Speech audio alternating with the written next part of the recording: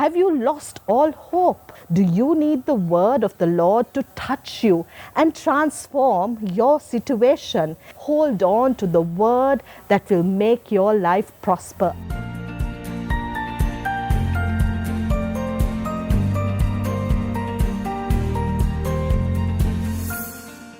Hello once again. I'm Abigail Shafter and you are watching Reflections. In this unique season you and I are living in, one thing that has helped to keep me grounded is God's Word. God is constantly reminding me of the importance of reading His Word and holding on to His promises. Amidst the challenges and the disappointments we face in our day-to-day lives, it is not easy to walk by faith.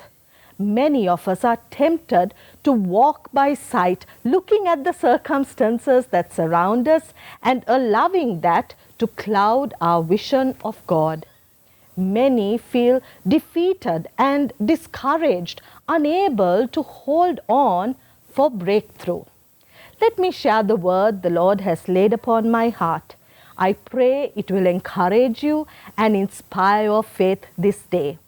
My reflection is titled, The Word That Prospers, and is based on Isaiah chapter 55 verses 10 to 13. It is a timely reminder to each of us about the power of God's Word. As the rain and the snow come down from heaven and do not return to it without watering the earth and making it bud and flourish, so that it yields seed for the sower and bread for the eater, so is my word that goes out from my mouth. It will not return to me empty, but will accomplish what I desire and achieve the purpose for which I sent it. What a wonderful promise to hold on to in this season. Using the powerful imagery of the water cycle, the Lord illustrates to us the power of His Word that will nourish us and make us flourish. Just as the rain and the snow nourish the earth and brings forth fruit, the Word of God has the power to produce and prosper that which God intends. We know that eventually rain and snow return back, but not before achieving their purpose here on earth. In the same way, God's word will transform.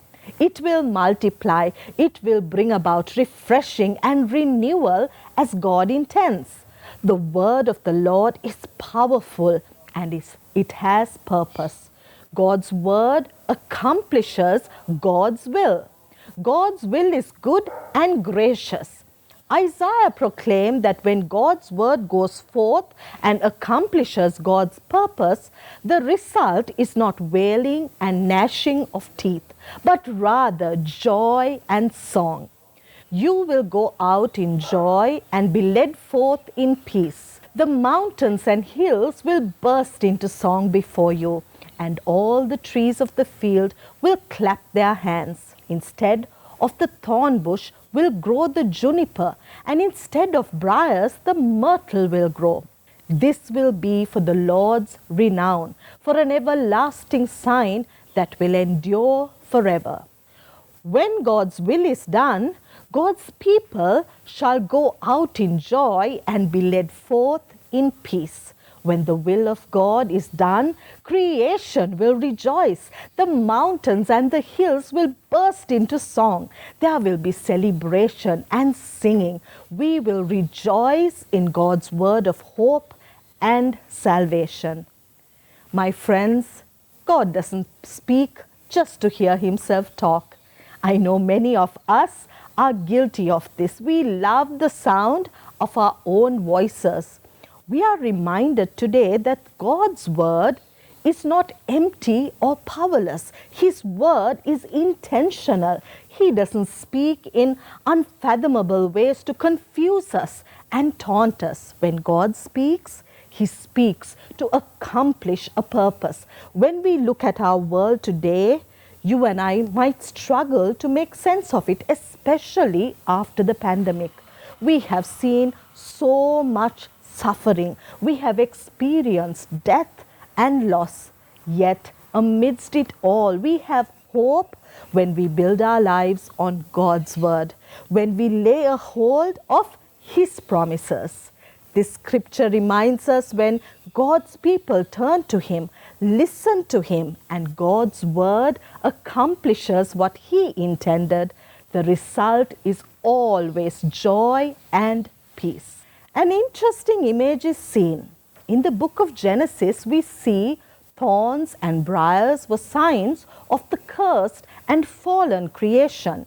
In this promise, God speaks of renewal, of restoration. He speaks and replaces that which is barren and cursed with that which will be beautiful and useful. The cypress or juniper represented healing, uprightness, and is evergreen, representing eternal life. They are long living trees that are able to endure harsh climates and are resilient. The myrtle is a slow growing, fragrant tree that is always green with big, beautiful blossoms and a strong root system. Even when it is cut to a stump, its roots cause it to sprout again. Yet again, it is an image of resilience. God is reminding us today that He is replacing that which is cursed in our lives with bountiful blessing. God will restore, He will nourish, He will refresh. His word will accomplish His will. We need to be resilient and hold on.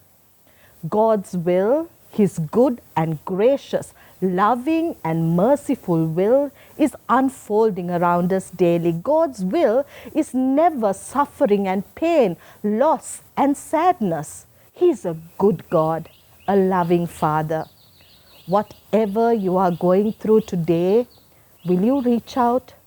Ask God to refresh and renew your life, to make the barren beautiful as you put your trust in Him.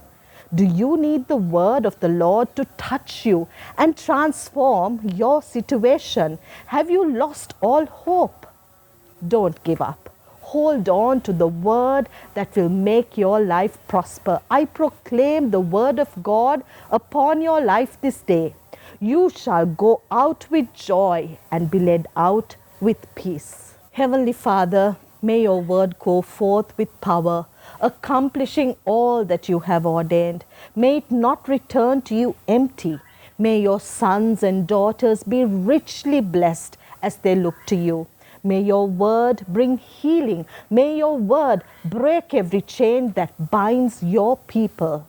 May your word touch your people and refresh and renew them every day of their lives. May your will be done now and forevermore. In Jesus' mighty name I ask. Amen. Thank you for joining me today. Do share this video and don't forget to subscribe to my YouTube channel as we read, reflect, and respond to the Word of God together. Stay blessed, stay safe.